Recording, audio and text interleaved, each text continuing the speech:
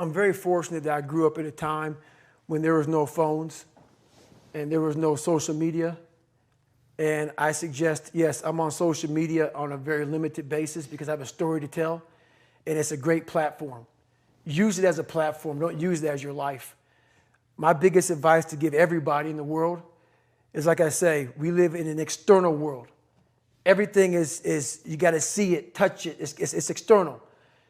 If you can, for the rest of your life, live inside of yourself. Stop listening to people who are calling you fat, gay, transsexual, nigger. Everything that is makes no sense. All these insecure people putting their insecurities on you, you got to flush it out. You got to just be whoever the hell God or whatever the hell you believe in. If you believe in nothing but yourself, I don't care what it is. You got to take everything and throw it away. You have to believe in one thing, and that is yourself. And I'm not saying don't believe in God or what you believe in, but right now, for you to find greatness in yourself, you're not going to find it by looking in a book or by even hearing me. I may give you the spark, but you've got to go inside yourself to find it. And that means you got to be quiet. Shut the fuck up. Go in a room. Stop talking. Search your soul. Search your mind. Search your abilities, and you'll find it. But if you're not looking for it, you won't find it. So you got to go start your journey. And the journey starts with you finding, why the hell am I here on this planet Earth? Why am I here? And if you don't know that, you will live the rest of your life searching, always asking the question, why? I'm deep in the cookie jar, and the cookie jar is something that I've made up of all the failures of my life, all the things that I failed and I went back. I failed and I went back and I finally succeeded. All the things that kicked my ass. I put them all in the cookie jar because at times of hell, even the hardest men, in times of suffering, what we do is we forget how hard we really are. Because that's what suffering is. Suffering is a test. That's all it is. Suffering is the true test of life. And so that cookie jar travels in my brain. So whenever I get put in a situation where I have poopy pants, the woe is me mentality of, oh my God, life sucks. I take the 1 second decision. I step out of my life for 1 second, go in the cookie jar, pull up. Oh, motherfucker, you were in 3 hell weeks and finished 2. One of those hell weeks, a guy died because it was so bad. Oh, you are a motherfucking badass. You are. I put it back in the cookie jar and I remember who the fuck I really am. I'm not the kid that was called nigger. I'm not the scared kid. This is who I am. It's a reminder of who you truly are at the core of yourself. But what I was saying to myself the whole time on that track, and this is what I say to myself. Self-talk and visualization are the 2 keys to my success. I believed for that last 19 miles, I was indestructible. Because I took myself in that chair, crapping up my back, peeing blood down my leg, shin splints, stress fractures. I use all that for motivation versus negativity. I use it for motivation. I said to myself, who on this fucking earth would still be going right now? You are. You are. You gotta be the hardest motherfucker on the planet. Is it true? I don't give a fuck. At that time, right, it got me to the finish line of that fucking race. I believed it. I believe it today. I believed it enough to where my body said, he's not going to stop. And I took all the negative things. I need to go to the hospital, this and that. And I used it all. Who the hell could even get out of that chair? You did. Who the hell would even think about taping stress fractures up? You did. All those things I used for motivation. First, before I answer that question, I want to say, everybody listen to this. I'm the happiest man on the planet Earth. So people may take this, and as so many people do, we live in a very weakened society. So when they hear a throwback guy like me from back in the ancient days of Garanimals, they often think this guy is just whatever. So if you think that I'm some unhappy guy, you're wrong.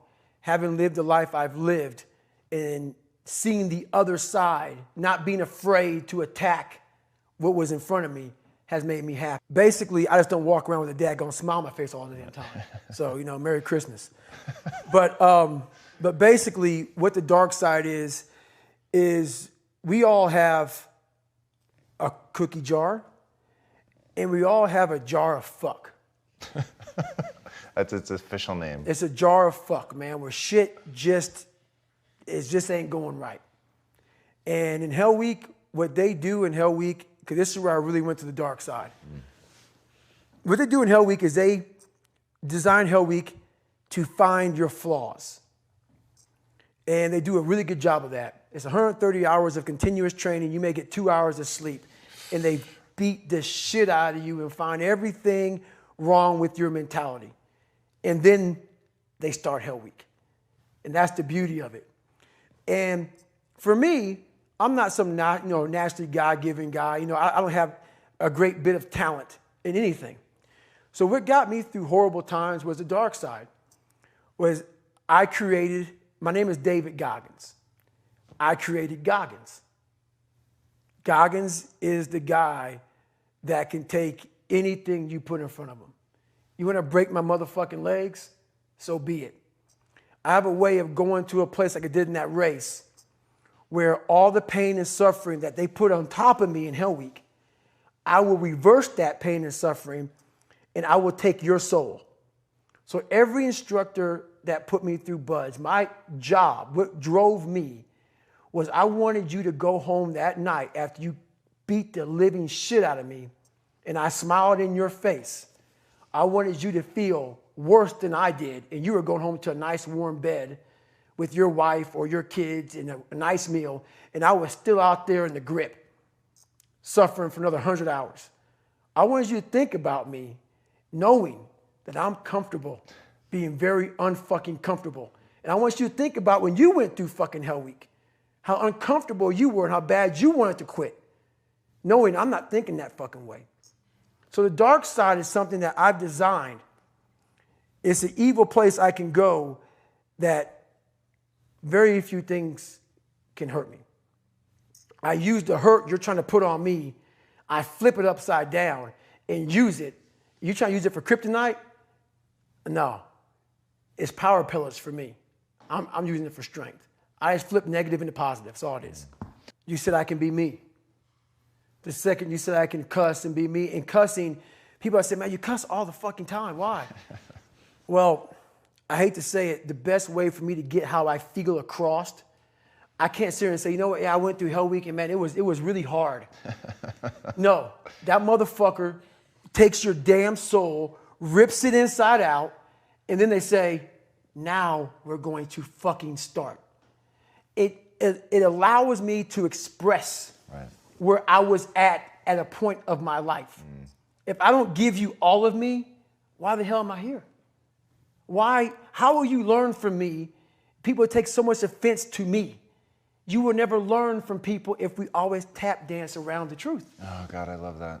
We tap dance around the truth by finding the right words so I don't hurt you because you have thin skin. No, tighten up, people. It's okay. Trust me, it's okay. You might be called nigger one day. It's okay. You might be called some Jewish word or some faggot or gay word. It's okay. Let them call you that. What are you going to do now? They don't own your life. How are you going to control that now? How are you going to flip it upside down and say, Roger that, now I'm going to harness this shit and you'll read about me years from now? How?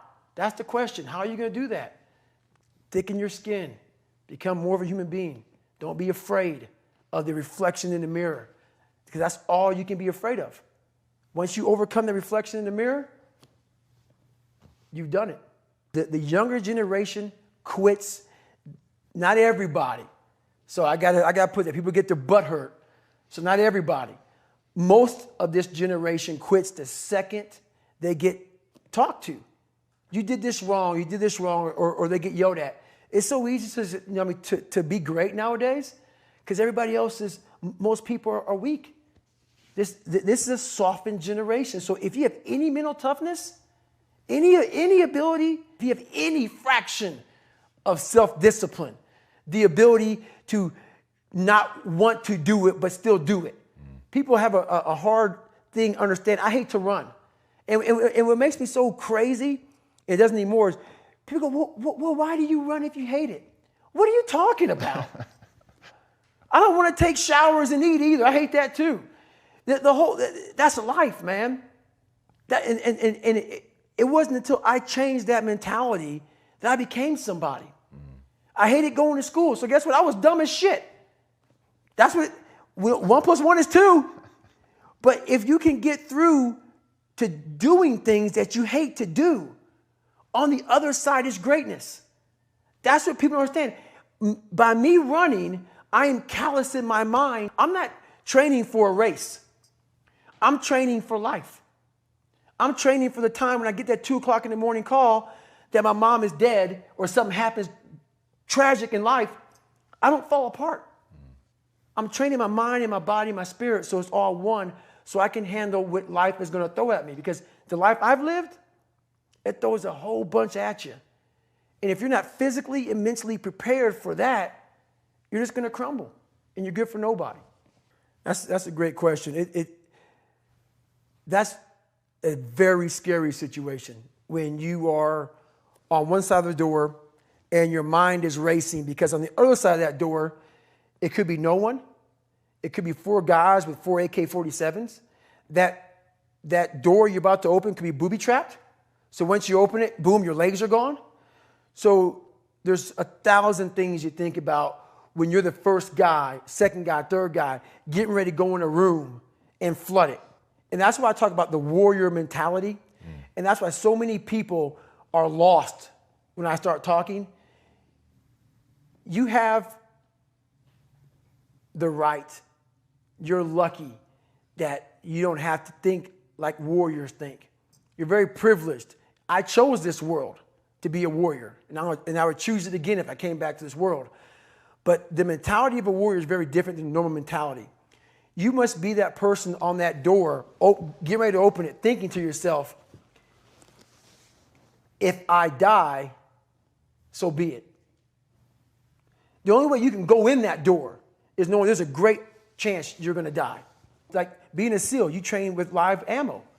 You jump out of an airplane. Everything you do, you could die. So to be a warrior, why people don't understand me, I'm glad you don't understand me. Merry Christmas. Good on you. Because being a warrior takes a whole different mindset. A whole different mindset to know that there's a great chance I may not be in the military. Like I was in for 21 years. I'm lucky. I'm very lucky that I'm alive, able to talk to you, able to still run. But when you sign up on that dotted line to be like a SEAL, your mentality changes. I may not live. You got to accept that. And that's the mentality you have. And that's what makes you a warrior. If you're scared to die, you're a bad warrior.